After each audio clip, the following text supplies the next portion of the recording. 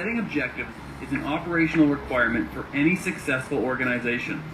Every employee should be focused and geared to the organization's goals.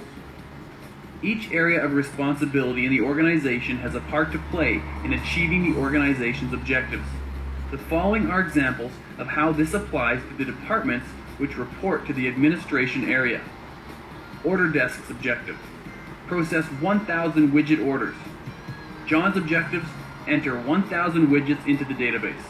Sally's objectives: ensure that the 1,000 widgets get to the customer who ordered them. Bob's objectives: verify prices on 1,000 widget orders and that they meet set prices. HR's objective: find and maintain skills to produce, sell, and ship 1,000 widgets. Shipping's objectives: ship 1,000 widgets without breakage. What have these people been told about their jobs? Do they think that they are only order desk clerks, or did the manager or team leader link their contributions directly to organizational objectives in their job descriptions? Many organizations make the mistake of not keeping employees informed of their goals, and employees have no idea where they stand, how well the company is doing, and so on. The supervisor must capture the organization's goals and disseminate them for the employees. The equation goes something like this. The employee's goals are the supervisor's goals, and the supervisor's goals are the organization's goals. All employees in all departments make a contribution to the 1,000 widgets goal of the organization, or, in other words, each department should provide a piece of the whole. They should not be little kingdoms going merrily along their own little way. The organization sets goals based on business requirements and passes them on to the departments. The departments pass the goals on to their supervisors, and the supervisors work with the employees to identify their goals and how they relate to the organization's and department's goals. The first thing we have to do is set objectives for each area, then each department, and finally each employee in each department. Supervisors are the soldiers of the organization. They take the organization's objectives and set objectives with each employee under their supervision. Objectives are set based on the performance standards or key responsibilities and typical activities outlined in the job description as we saw in Module 1.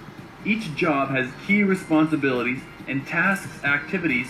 Otherwise, why does a job exist in the organization if it can't be measured? Most jobs should have 5 to 7 key responsibilities or performance standards. In areas where there may be more responsibility, there could be as many as 8 or 9. Responsibilities are an organizational need.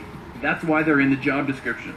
It doesn't matter how much effort someone puts into doing something. If the desired result isn't accomplished, the objective will be missed. Each job has key responsibilities and tasks or activities. Otherwise, why does the job exist within the organization if it can't be measured? What do we measure? Many people make the mistake of measuring efforts and not the results. Objectives are set to arrive at a result. Here's an example. A supervisor has 10 employees in the department with the objective to make 100 widgets, or 10 each per week. One guy, we'll call him Henry, only seems to be able to produce 8 per week. Now Henry's a model employee. He arrives at work early, he's the last to leave, and is a pleasure to work with. He gets involved in the company's social events, is easygoing, lighthearted, and good for employee morale. His supervisor has given Henry counseling sessions and training, but he is still producing only 8 widgets per week. When it's time for Henry's performance appraisal, will you reward his efforts or his results? If you praise Henry, what message are you giving to the others? What if everyone starts producing 8 widgets? The supervisor is now shoulder deep in Henry's problem. On a hockey team, if the team isn't doing well, who gets the axe? Exactly. It's the coach or the supervisor.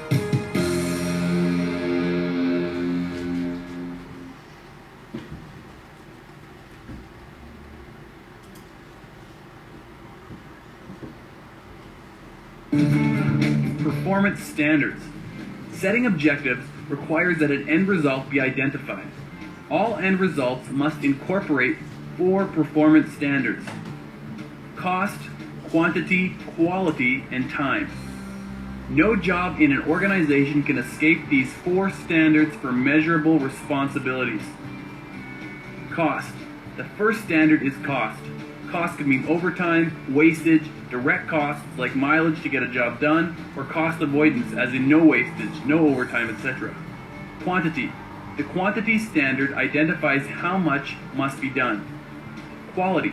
The quality standard may include specifications, drawings, could be health and safety standards, or that the job be done to a customer's requirements. And finally, time.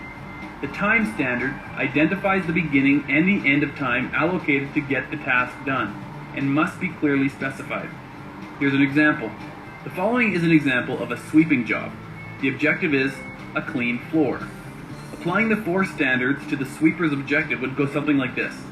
Ensure that 100% of the floor space, quantity, be swept to health and safety regulations, quality, with 0% overtime, cost, by 4:30 p.m. each day, time. If we use the customer service representative's position, the objective would be written as follows. Ensure that 100% of customer orders, quantity, are processed per organizational policy, quality, within 8 hours of receipt, time, and shipped with shipping costs not to exceed $100 per piece, cost. Another objective, using the CSR's position, could be in the reporting area.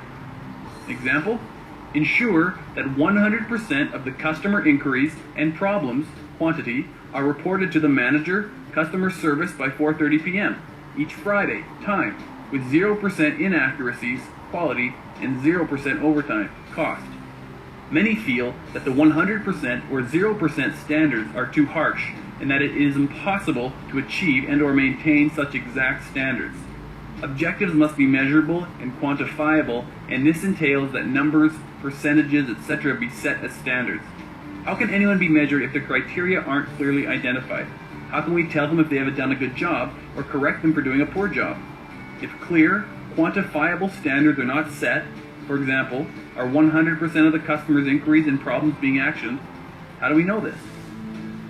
Here's an example. If you hire a word processor operator, how many errors is he or she allowed? Stipulating, say, 3 or 4 is telling them that you condone errors. Whereas if you set a standard of 0% errors, you are saying that you do not accept errors and that reports, memos, etc. must be accurate. The employee will strive to attain the 100% or 0% errors accuracy standard, and the manager, supervisor, or team leader will not have to waste his or her time in a time-consuming editing of the correspondence. Obviously, when we are setting objectives in soft skill areas, all of the standards may not be quantifiable, but we should try to apply as many as possible with measurable results desired. Here's another example. An objective in a self-management, absenteeism, tardiness, personal department area might be absences must not be more than 1 per month, quantity. All incidences reported are to be reported on the attendance records, quality, per organization's policy. Incur no overtime, cost, and be reported at least 8 hours prior to the beginning of the next work week, time.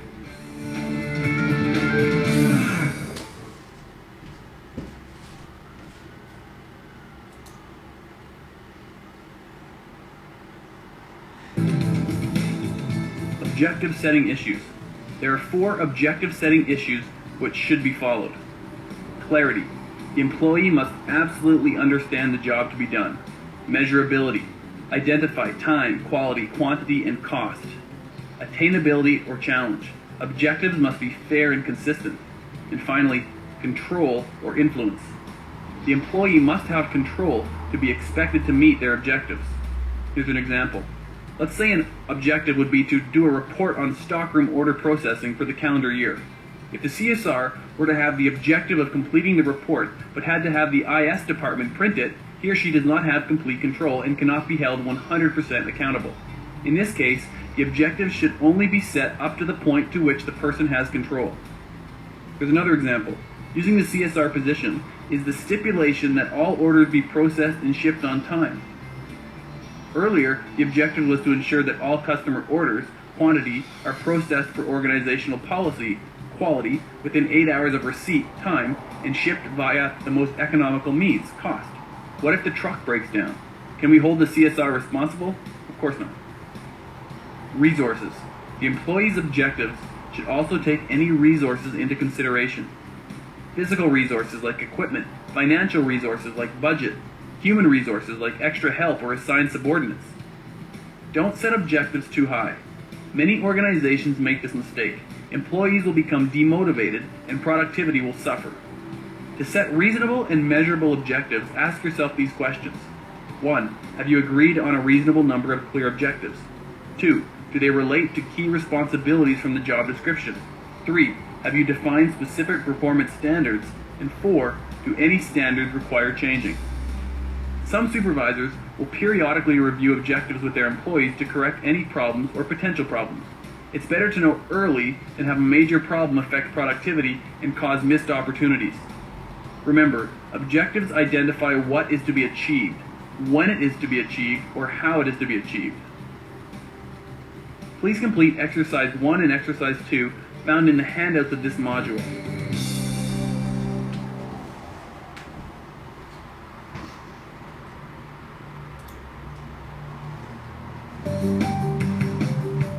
Benefits of the objective setting exercise.